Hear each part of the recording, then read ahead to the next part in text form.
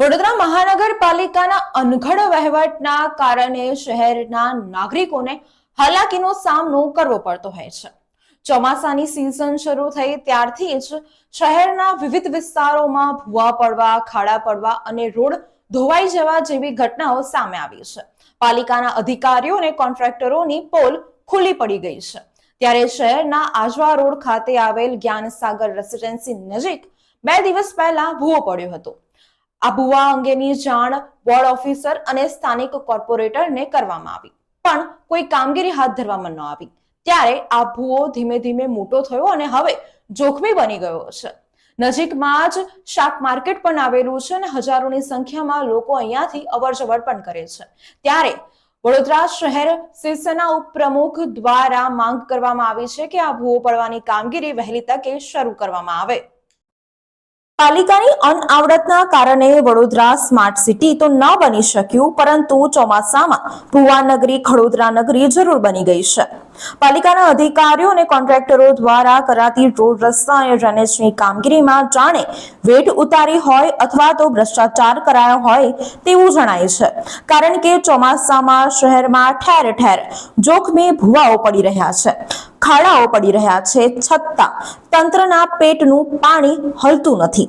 કોઈ કોન્ટ્રાક્ટર કે અધિકારીઓની કામગીરી સામે તપાસ કે દંડ કરવામાં આવતો નથી। ત્યારે વડોદરા શહેરના પૂર્વ વિસ્તાર એવા આજવા રોડ ખાતે આવેલા નહેરુ ચાચા સોસાયટી પાસેના શ્રી જ્ઞાનસાગર રેસિડેન્સી નજીક 2 દિવસ અગાઉ રોડ પર નાનો ભૂવો પડ્યો હતો, જે અંગે સ્થાનિકો દ્વારા કાઉન્સિલરો અને વોર્ડ અધિકારીઓને જાણ કરવામાં આવી હોવા છતાં તંત્રએ ધ્યાન ના આપતા આ ભૂવો ધીમે ધીમે મોટો થઈ જોખમી બન્યો છે। નજીકમાં જ શાક માર્કેટ ભરાય છે, દરરોજના હજારોની સંખ્યામાં લોકોની અવરજવર રહે છે, તેમ છતાં અહીં તંત્ર કોઈ મોટી દુર્ઘટનાની રાહ જોતું હોય તેમ જણાય છે। ત્યારે શહેરના શિવસેના ઉપપ્રમુખ તેજસ બ્રહ્મભટ્ટ દ્વારા આ સમગ્ર મામલે પાલિકાની કામગીરી સામે સવાલો ઉઠાવ્યા હતા તથા જો કોઈ દુર્ઘટના સર્જાય તો તેના માટે પાલિકા તંત્ર જવાબદાર રહેશે તેમ જણાવી વહેલી તકે આ ભૂવો પૂરવાની કામગીરી કરવાની માંગ કરી છે। જી, કઈ જગ્યાએ કઈ વિસ્તાર છે? કહેવાતી અને કાગળ પરની સ્માર્ટ સિટી વડોદરા શહેરનો આ પૂર્વ વિસ્તાર છે।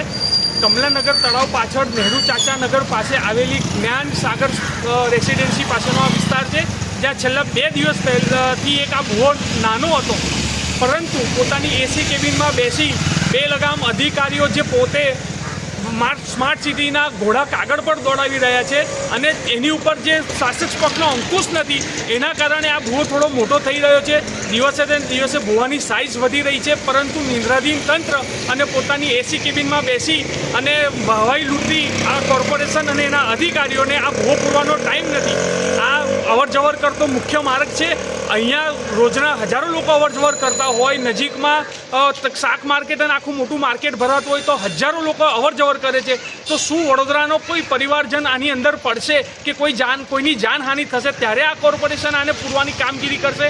અમારી સ્પષ્ટ માંગ છે કે હજુ પણ સમય છે એસી કેબિનમાંથી બહાર નીકળી ખરેખર જો વડોદરાને સ્માર્ટ સિટી બનાવી હોય, ખાડોદરા નગરી અને ભુવા નગરીના ઉપનામથી બહાર આપવું હોય તો આ લોકોએ ગ્રાઉન્ડ લેવલ પર આવીને કામ કરવું પડશે અને આ ભુવાને તાત્કાલિક રિપેર કરવો જોઈએ। તેજસ બ્રહ્મભટ્ટ, શિવસેના વડોદરા શહેર ઉપપ્રમુખ।